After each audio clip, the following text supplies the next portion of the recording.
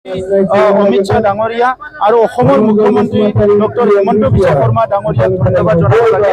আৰু ইয়াৰ কাৰণে আজি আমি এটা থেংকছ গিভিং প্ৰগ্ৰাম হিচাপে কোকৰাঝাৰ সাই ষ্টেডিয়ামত হাজাৰ হাজাৰ লোকৰ উপস্থিতিত আয়োজন কৰিছে।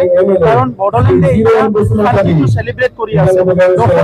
দশক ধৰি আমাৰ হত্যা হিংসা বিভিন্ন ব্লাডশ্বেড আমাৰ মাজত ঘৰ জ্বলা জ্বলি বিভিন্ন পৰিৱেশ হৈ আছিলে। ইয়াত সকলো আতংকিত হৈ আছিলে। তেনেকুৱা পৰিৱেশ যোৱা ৩টা বছৰ কমপ্লিট হৈ গ'ল। ইয়াত কোনো ধৰণৰ অশান্তি হোৱা নাই, কোনো জাতিগত সংঘৰ্ষ হোৱা নাই। শান্তি আৰু নিৰাপত্তা পাবলৈ সক্ষম হৈছে।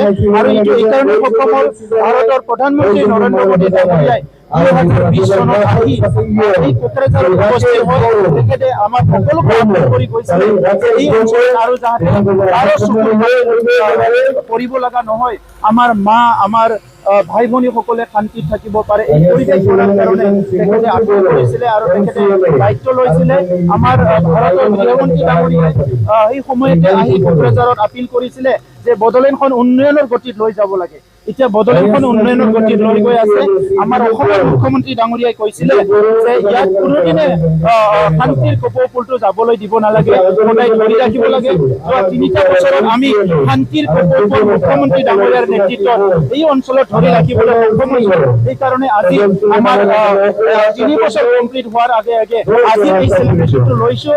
আৰু বিটিআৰ বাসীৰ তৰফৰ পৰা ভাৰতৰ প্ৰধানমন্ত্ৰী ডাঙৰীয়া, ভাৰতৰ গৃহমন্ত্ৰী ডাঙৰীয়া আৰু লগতে অসমৰ মুখ্যমন্ত্ৰী ডাঙৰীয়ালৈ আমি হাজাৰ হাজাৰ ধন্যবাদ জ্ঞাপন কৰিছোঁ।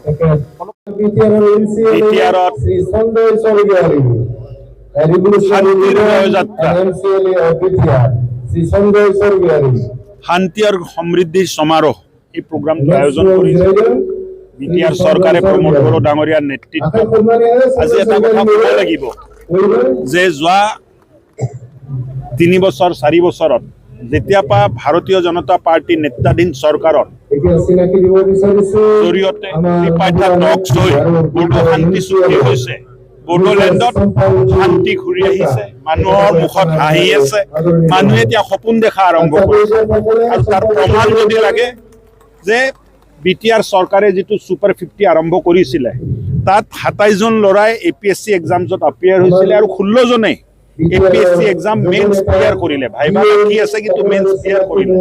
আজি পঢ়া শুনাৰ প্ৰতি ল'ৰা ছোৱালীয়ে মন মেলিছে, স্কুলত যাবলৈ ইচ্ছা কৰিছে, শান্তি ঘূৰি আহিছে, মানুহে বেলেগ বেলেগ কামত নিজক নিয়োগ কৰিছে, উন্নয়ন হৈ আছে, ৰাস্তা ঘাট পদূলি হৈ আছে, মেডিকেল কলেজ হৈ গ'ল, এতিয়া স্কুলবিলাক ভাল হ'বলৈ ধৰিছে। মই ভাবোঁ যে শান্তিৰ যিটো বাতাবৰণ বিটিআৰত সৃষ্টি হৈছে, বিটিআৰতো এতিয়া উন্নয়ন হ'ব, উন্নয়নৰ যাত্ৰা আৰম্ভ হৈছে। আৰু এই শান্তিৰ জয়যাত্ৰা অহা দিনবোৰত উন্নয়নৰ জয়যাত্ৰালৈ ৰূপান্তৰিত হ'ব বুলি মই আশা কৰিছোঁ।